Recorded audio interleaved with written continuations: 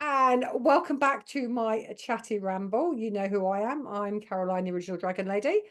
And my guest today doesn't need any real introductions because I'm sure you all know Karen Kay, the fairy lady, who is the author of 3 decks.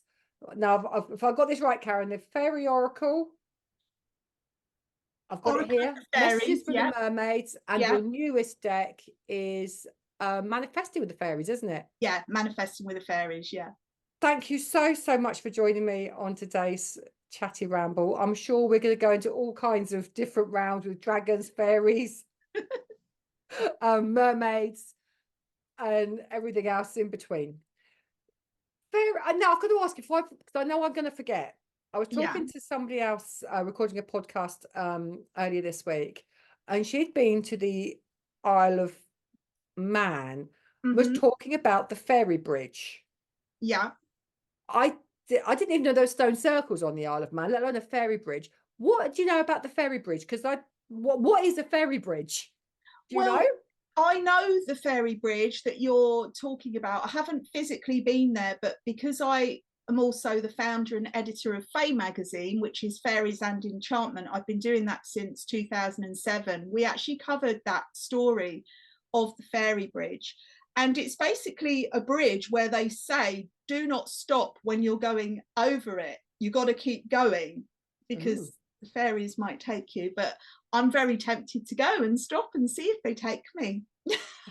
Where you end up. Because who was I talking to? I was talking to Nicola Brettel Smith, Oh yeah, and she was saying about you have to leave offerings for the fairies. If you go to Ferry Bridge, you should leave offerings. yeah, Is that true of what I see? I know diddly squat about fairies. yeah, I do dragons, yeah, but fairies are just, they're not on my radar, which is why I want to talk to you. Because yeah, some people go, oh, Tinkerbell, they're lovely. But following your work, I know some of the fae folk can be a little bit naughty. yeah.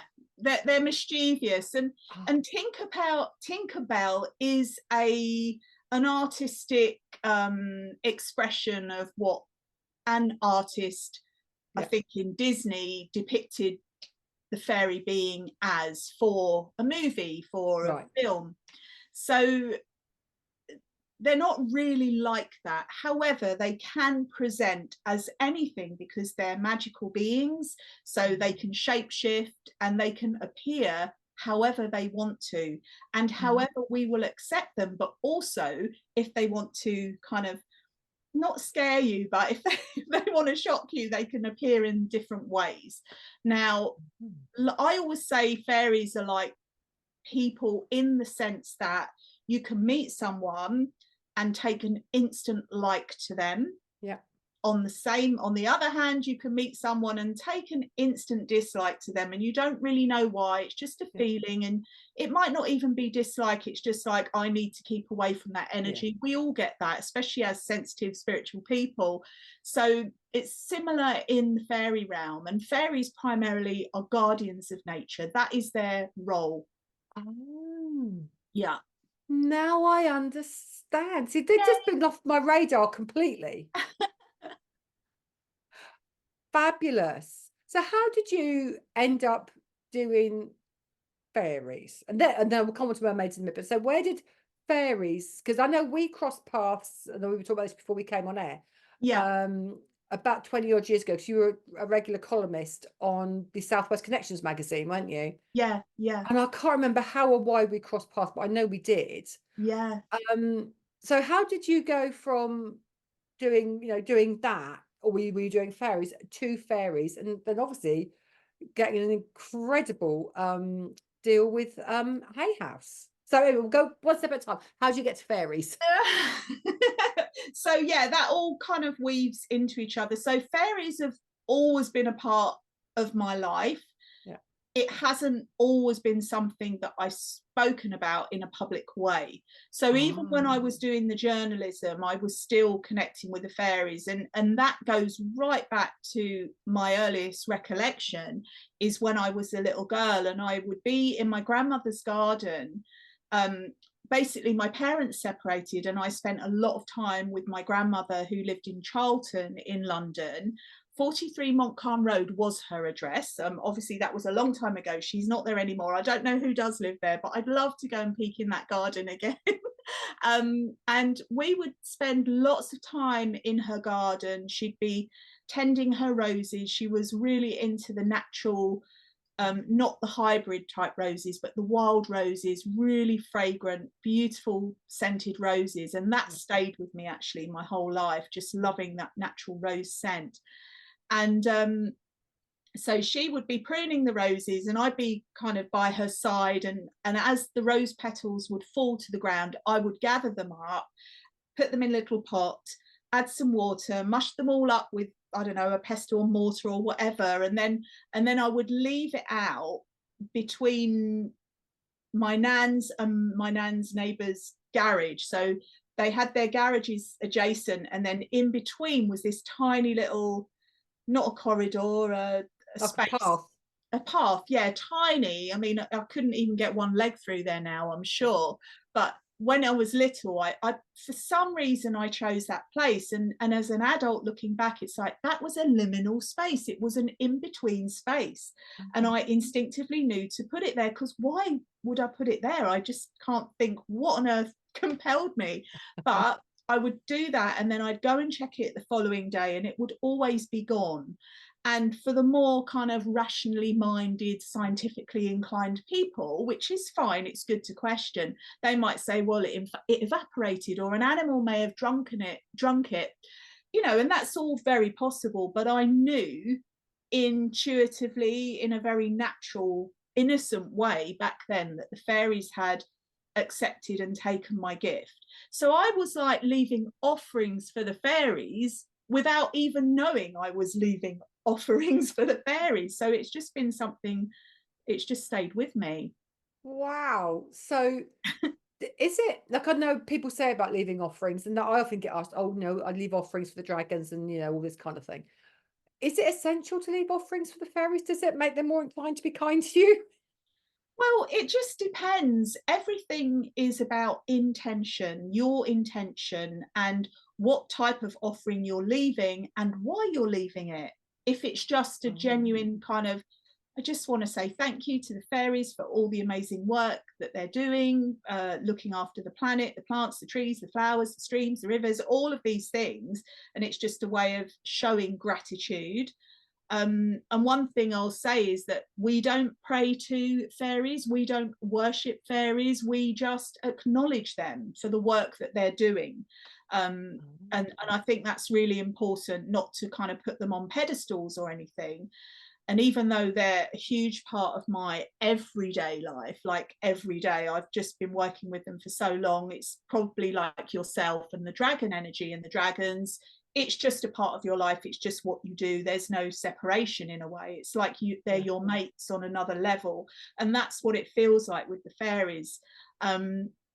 So it's nice to leave gifts and offerings, and when you do, it should always be natural, something that's going to biodegrade, either food, natural food, ideally organic, pesticide free, or something. Even you could leave them things that have, like leaves that have fallen off the tree, or flowers like I used to, and even though it's theirs anyway, it's just to re-gift it. It's just a beautiful thing.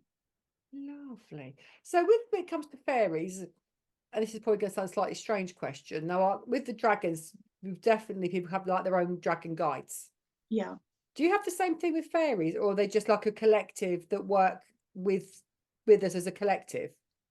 Yeah, so there are the fairies, and this is all from my experience. So a lot of the things that I will say might be contradictory to things that you might read in books about fairies, and so I don't always adhere to everything that's been written, and it's about experience for me. Like, I can only speak from my own direct experience, and also I'm not preaching. Like, I'm not trying to convince anybody, I'm not trying to change anybody's mind, I'm just sharing, and if people are interested to listen, then that's fine. And I've totally forgotten your question now.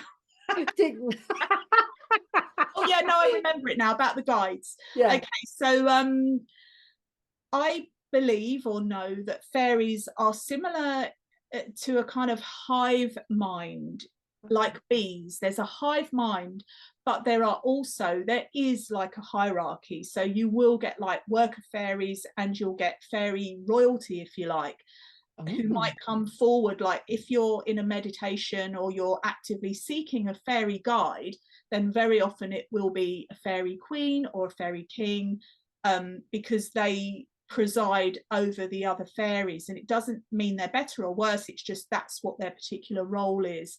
Now, you can have any type of fairy guide. You could have a grumpy goblin, you could have a grumpy gnome, you could have a happy gnome, you could have a little kind of sparkly fairy or a grumpy fairy, or any type of fairy, however they want to present to you. And they don't always come through, but if you ask, then very often they will come forward. And I'll give you like a little tiny secret. So I am writing about this at the moment, and it will come out later on in the year, but that's all I can say. Oh, okay, so we will know more. I explain all of these things, so how to connect, all the different ways that you can connect, anybody can connect with the fairy energy, so many different ways to do it. And it is a question I get asked a lot, so it's time to put my share that answers out there, and share it. Amazing. So I love we follow each other on Facebook. I just love seeing your punk photos. Yay. It's just like, my God, they're just incredible. So how did you go from London punk babe to journalist to Cornwall? Yeah, okay, I saw the kind of timeline then when you said that. So fairies have always been with me, and even when I was in my post-punk phase, my gothic phase, if you've seen all of my pictures, then I have got photos where I'm dressed as a fairy, and I called myself the fairy goth mother. And I'd be there in my like little black tutu with silver stars and my wand and my little black wig. So I was like a naughty fairy, mischievous fairy. So it always stayed with me. And my first tattoo was a fairy. I've actually got like a Tinkerbell on my back. She's matured a little bit since I got her, but she's still there, watching out for me. And that energy has always been with me. So even though I wasn't talking about it a lot, at that time in my life, I was doing affirmations and doing a lot of study, things like candle magic and the Golden Dawn of all things, and like some quite serious occult stuff. I was investigating and exploring. And as you do when you're, maybe not everyone does that when they're younger, but that's what I did. And I really got into affirmations, and that around that time or a little bit later was when I started to just know that at some point I would be published. I didn't know what I was going to publish. I didn't know about oracle decks. I didn't know what book it might be. I didn't know anything, but I knew that it would happen. So to fast forward to now, it's like, wow, that actually happened. The journalism happened because I felt that I've always written, I've always kept diaries. I've got diaries from when I was in that kind of post-punk phase as well. Maybe I'll release them one day, who knows. But I've always written, and I felt like the media, the news in particular, was always this source of doom and gloom. And I was like, why can't we have positive news? And I know there is a publication called The Positive News, but it didn't get as much exposure as all these other kind of more serious newsy type channels. And I thought, I need to get inside that box, meaning inside the TV, meaning inside the radio, meaning just writing, just broadcasting. I need to do that. And it just became this like, not an obsession, but I was really pulled to do it. So as a mature student, I took myself to Falmouth. It was Plymouth University, but based at Falmouth. And I did a postgraduate diploma in broadcast journalism, where I learned about broadcast journalism, print journalism, how to talk to camera, how to speak on the radio, how to write in a news style. And I also learned the media law, which has come in super handy actually. And so I I got offered a job even before I left the course. Within the college, there was somebody setting up an independent radio station, and I became the news editor. So I literally walked out of that course straight into a full-time job as a news editor. And then I ended up doing some freelance for radio stations. And then I ended up working on the BBC. They used to have, it was called like a help desk. And you would volunteer there, and you just get, because you're in the environment of that news energy. And then I ended up being a broadcast assistant, and then I became a broadcast journalist, and then I was like a news editor. It all happened quite quickly, but then it was around the time of the 9/11, and I remember working, and I just felt, and also when the Queen Mother passed away as well, I was working then, and I just found the energy too heavy for me. Yeah. It was too abrasive to my soul. And this isn't about the people that I was working with, because I'm still friends with many of them, and they were great colleagues, and there was a great sense of camaraderie. However, I knew that it wasn't for me. So I literally woke up one day and thought, I can't do this anymore. And my partner at the time said to me, but Karen, you've really worked hard to get to do this. And I was like, yeah, but I know, when you just know. I was like, I know I cannot do it anymore. I have to stop. So I did. And then I thought, okay, what have I got now? What do I do now? And I think I was still organising my mystic fairs, my Earth Health and mystic fairs. So I'd been organising them since 1995, but that was like a little sideline thing. And I thought, okay, what am I going to do? I've got all these skills, all this knowledge. It can't have been for nothing. It has to be for something. Yeah. And I thought, well, what is your passion, Karen? And I thought, it's fairies. Fairies is my passion. Fairies are my passion. And I thought, well, why don't you write about fairies? So I created what I would describe as a fanzine about fairies, which is how FAE started, FAE. And I wrote about it. I didn't know if anyone would want to read it. I didn't know what was going to happen with it, but I published it, and I had a really kind of strong vision of the magazine, and I saw it in my mind sitting on the shelves of WH Smith, and it was fairy size, so it wasn't too big, it wasn't like a normal magazine, and it wasn't too small. It was like not Alice in Wonderland, Goldilocks and the Three Bears. It was just the right size. It was fairy sized, and it had like a gold foil on the cover, and I could just see it so clearly, and I thought, well, I've got to do this. So I remember when I spoke to the printers about the size of it, which was really important, because I was determined to stay super true to the vision that I had. And I got it printed, and I don't know how this happened, but I ended up getting either some phone calls and emails, or both, from this distributor in America. And I ignored the first one because I thought it was a joke. And I ignored the second one because I thought it was a joke. And then eventually I got a call saying, have you been receiving our emails? And I'm like, yeah. And they said, we want to distribute your magazine. And I was like, oh, I thought you were joking, really? Like, I couldn't believe it, because it was just something not innocent, but just like, well, it was innocent. It was just my passion, just making my little thing for me. And I thought, well, maybe there'll be some people that will like it. And so it ended up getting taken up and distributed all over the world. So that was bonkers. And then that magazine's been going since 2007, I think, was the first one. Wow. And the reason I launched the magazine was because I did my first proper fairy ball in 2006, a year after I'd met Brian Froud in 2005. And I invited him to come to the event. And then the first fairy ball in 2006 sold out, and it was just amazing. And I realized that there's this whole community of people who felt the same as I did. Like, you feel isolated when you're into fairies, and you don't know that there are all these other people who are into fairies too, and the fairy lifestyle.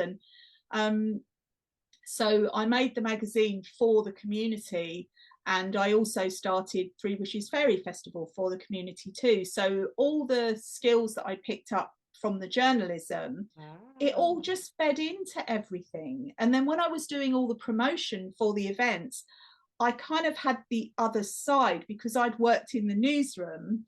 I knew how things should be presented, you know, like how to headline a story or how to sell a story to somebody to make them interested in the story without it being businessy, which is really important, because people want the story. They don't want to know about your business really, unless it's something, unless it's something that directly affects them. But because what I do is so kind of unique and different, it always tends to get very good media coverage, which is fantastic. I'm really pleased. It all makes sense now. It does. So what took you to Cornwall from London? So was it the ferries that took you from Cornwall to London, from London to Cornwall? Well, indirectly through a man, yeah. So when I lived in London, I was in a lot of bands. Part of my background that I don't really talk about a lot, but I will start to talk about this. So I've been in a lot of bands. I've been a session singer for bands like the Flock of Seagulls and other bands that I've done session singing for, and I've been in my own bands, and I've been a part of other people's bands. I started being in bands from probably the age of 15. My first band was called the Screamers, I think, and it's kind of like trashy punk pop band, and it was a lot of fun. And anyway, I remember I'd started this little band with an Irish friend of mine, and it was called the Passion Rays. And oh my gosh, this is so amazing. So I remember that first gig, we had a blow up dragon on the stage with us. I am not even lying, and I wish I had a picture of that. We had this giant green blow up dragon. I don't know why, don't ask me. We didn't even have a song about a dragon, but we had this blow up dragon because we thought it would be quirky, it would be different, and it definitely was. So it was me and my friend with this blow up dragon on stage, and we had some incense going for the smoke effect, and we used to sing about Mother Earth and all of these things. Anyway, we were supporting this other band that were called Webcore. And basically, I just really liked the lead singer. So after the gig, we just ended up chatting. And he said to me, why don't you come and live in Cornwall with me? And I said, okay. Easy as that. It was because I was young, I was free, I was single. I've always been, I mean, not so much now. As you become more mature in your years, you're less kind of flighty, if you like. But I do stuff. But I'm not likely to just, if somebody says to me, come and live with me, I'm not likely to do that now. Unless it was Brad Pitt, I'd make an exception. But yeah, so I packed all my stuff into the back of the band's van and went to Cornwall. And as soon as and my friend said, Karen, what's she doing now? Oh, look, what's she doing? And they said, we'll see you soon. And they said, you'll never last in Cornwall, because I was like a London party girl. I was really into the scene, parties every night and going out and everything. And they were like, Cornwall is just not going to be for you. But as soon as I got into Cornwall, I was like, I am home. Wow. Oh, it's just giving me shivers. Yeah, I knew, and even saying it, and I get like what I call the fairy fizzes. It's like the goosebumps or the angel bumps, but I call them fairy fizzes, and it's this whoosh of energy. And the land is in me, and I am in the land, and I love it. And I stayed, obviously, and much to lots of my friends' surprise, and they all come visit me now, the ones that I'm still in touch with. So that's how I made that journey to Cornwall. And I stayed with this guy for about 4 years, and we're still friends now. And yeah, so it was meant to be. It was meant to be. The rest is history, as they say. Yeah. Wow. And I love Cornwall. Cornwall, Cornwall or the west of Scotland is absolutely my two, what I think of my spiritual homes. I cannot go east. There's something about east of England jars me. I can't go there. I'm Yeah. absolutely a West girl. It's Yeah. really, really interesting. Energetically, I can't go east. I don't know why. Very interesting. So fairy balls, fairy festivals, because you've got you do a 2-day one in March in Glastonbury. Am I Yeah. right? Yeah, I do two-day ones in Glastonbury. So I do one in March, the first weekend of March. So this one was on the 2nd and 3rd of March, and that was a Fraudian themed event. So we had the Frauds and lots of Fraudian art and art inspired by the Frauds there. And then the next one is June the 1st, which is a 1-day, a new one that I'm doing in Glastonbury called the Fairy Day, and it's just the 1st of June, and it's just going to be a fun thing to do in the middle of the year. And then I've got my 3 Wishes Fairy Festival, which I'm really excited about, because we're picking it up from Cornwall and transporting it to the new venue in Glastonbury, which is called Garslade Farm. And yeah, that's super exciting, because it's more central, and you've actually got a view of the Tor at the festival site. It is a distant view, but it's there, like you can see the Tor. And I was just thinking, oh gosh, it just having that there, being in the aura, on the energy line, on the ley line, is just going to be super magical. So I can't wait for that. And that's in August. That's on the 16th to the 18th of August. And then I do another Glastonbury 2-day weekend in October, which is the 19th and 20th this year. Wow. And within organising these every year, because you do them year on year, don't Yeah. you? Yeah. You've been doing the three wishes for as long as I can remember. Yeah, so it started in 2007, and it'll be, obviously we couldn't do it during the lockdown. I don't know if it was 1 or 2 years that we couldn't do it. I can't remember. It's all a bit of a blur. But Yeah. since 2007, the 3 Wishes Fairy Festival. So I think it's 17 or 18 years this year. Maths isn't my forte. No, nor mine. So with obviously heading up the FAE Magazine, Yeah. the various festivals, Yeah. creating 3 decks of cards, and anything Yeah. else you've got bubbling around in the background. Yeah. Where the hell do you get the time? Do you actually sleep? And where do you get your inspiration? So I do sleep. I do definitely get my sleep. And my inspiration comes sometimes when I'm in my sleep as well. But it comes from the environment that I'm in. I feel like, because I'm surrounded by the ocean, and it was during the lockdown period that I channeled the messages from the Mermaids Oracle deck. So that was also when I first came to Cornwall, and I said to you, I feel like I'm home. That was when I first connected properly with the mermaid energy, because you're surrounded by all of this ocean energy. And I remember I became compelled to draw mermaids, and it was just, as soon as I got here, I just sat down, I got my paper, my black pen and my silver pen, and I was drawing the tails and colouring in all the scales. And they weren't just like twee mermaids and mermen, they were warriors, they were royal mermaids sitting on thrones with tridents. And I wish I might have the pictures somewhere in the loft or somewhere, I'm not sure, but I can see the images. They were so powerful. So that's when I had my first connection with the mermaids. And then during that lockdown period is when I wrote the messages from the Mermaids Oracle deck. I would go to the beach every day. I had the beach to myself pretty much. And I would meditate there. And just these messages, again, it was like a download. It just came through. Yeah, because that's how the dragons came in. It's definitely through downloads, isn't it? It's making that space. Yeah. To give yourself that space to meditate, and to do it every single day. Yeah. So you have that connection. Otherwise, it just sort of goes all fuzzy, and then you don't have the same connection, do you? Yeah, you have to. I mean, you don't have to, but when I work in that way, I'm very, let's say, regimented. That isn't the right word. I'm very focused.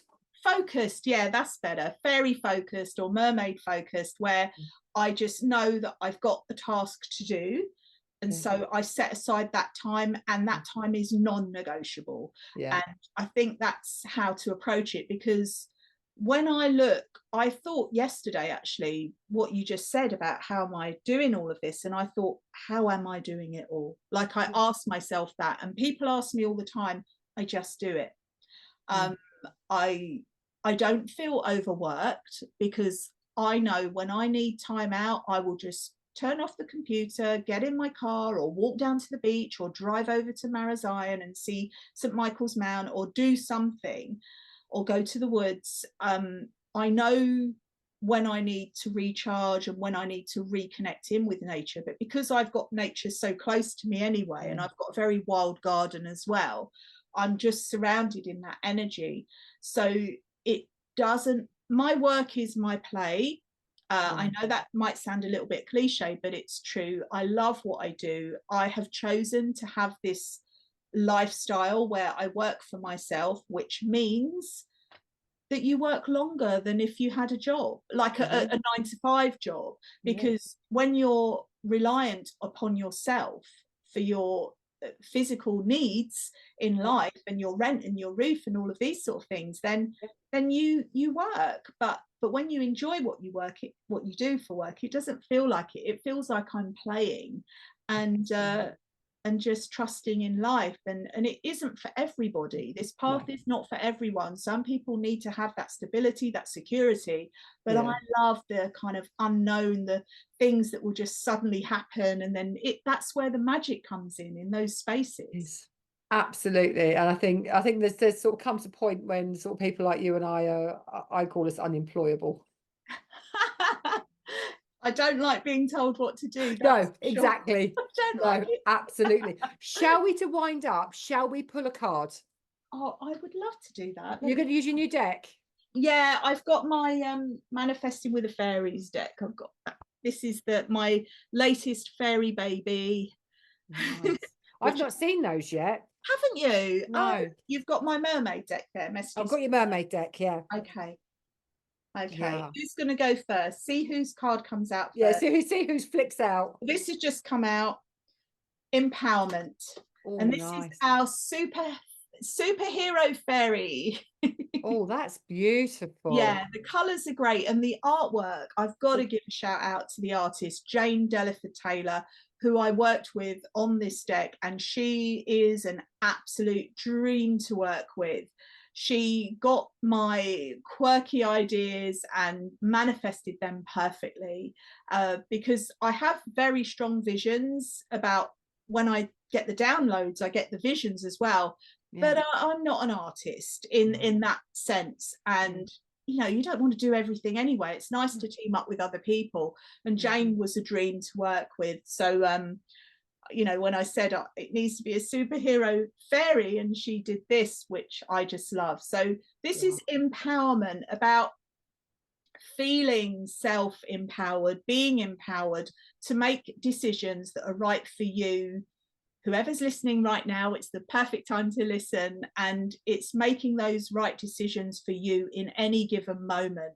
Yes, be sensitive to others, but be sensitive to yourself as well. It's not selfish to put yourself first, because when we put ourselves first, it means that we can fill our own cup, and then we can fill others' cups, rather than keep continually giving to others without giving to ourselves. So that's, I don't even know if that's what's written in the guidebook, but the messages are different every time I pull them. I just see what comes through, and it is about this feeling empowered, and it's not arrogant, it's not selfish, it is the right thing to do, because when you're empowered, you will inspire other people to feel empowered too, and it's encouraging other people. So be your own superhero. We don't need someone else to fly in and rescue us. We can rescue ourselves. Absolutely. And I've got actually Peace. Oh, and he's also the cover of my book as well, How to Live with Dragons. Wow, love that. But it's that empowerment, taking off the back of your empowerment message. It's about finding that peace within, isn't it? Finding that pause point. And it's like realigning with your truth and what's right for you, because that will then allow you to find that empowerment. So it is, she's because the dragons change gender on me all the time. They came out as one thing, and then I often talk about them in a completely different gender. I'm sure they're very gender fluid like that. But but she feels very much that find that pause point for you. And obviously we all need a bit of peace in the world at the moment, don't we? Oh, definitely. Yeah. But from that point of pause, point of peace, that quiet space within you, Yeah. you can reach for the stars. Yeah, definitely. So That is so beautiful. Wow. they are stunning. They are absolutely gorgeous. My artist, I was incredibly lucky. Do you know, it took me 15 years to find the artist because I kept, wow. well, one, I just didn't have the technology or even the wherewithal to do it.